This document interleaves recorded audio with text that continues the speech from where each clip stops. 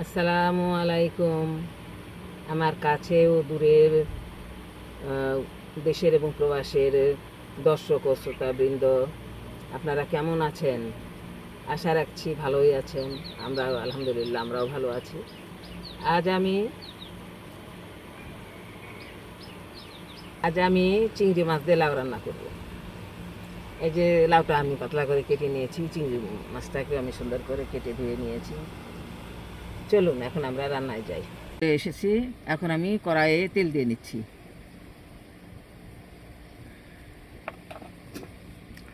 পেঁয়াজ কুচি দিয়ে নিচ্ছি।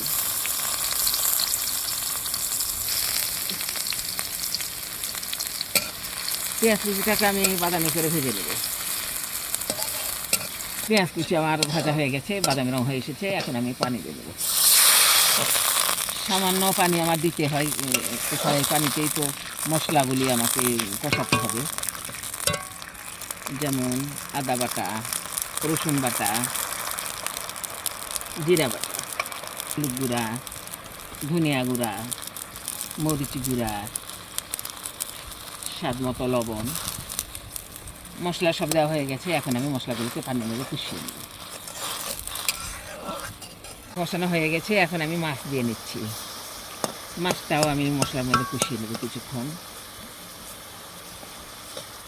মাছ মশলায় কষানো হয়ে গেছে, এখন আমি লাউ দিয়ে নিচ্ছি। লাউটাকে আমি মশলার সঙ্গে মাছের সঙ্গে কষিয়ে নেব। অনেক পানি বের হয়েছে, লাউ অবশ্য অনেক পানি থাকে। তো এই যে পানি বের হয়েছে, এটা শুকালে আমি ঝোল দেবো।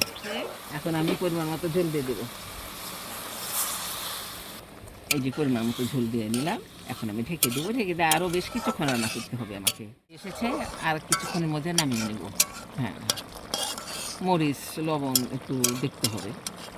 এই যে তরকারিটা আমার হয়ে গেছে, সব কিছু ওকে। এখন আমি নামিয়ে নিচ্ছি। বিলে চিংড়ি মাছ রান্না আমার হয়ে গেছে। আপনার লাউ চিংড়ি তো সবার পছন্দ, সব বাঙালি, বিশ্বে যত বাংলা ভাষাভাষী আছেন সবাই লাউ চিংড়ি পছন্দ করে। এটা একেবারে ইন্টারন্যাশনাল একটা তরকারি। তো আমরা এইভাবে রান্না করলাম। কেমন লাগলো আপনাদের জানি না, এর চেয়ে হয়তো আপনারা ভালো রান্না করতে পারেন। আপনারা সবাই ভালো থাকবেন, সুস্থ থাকবেন। আল্লাহ হাফেজ।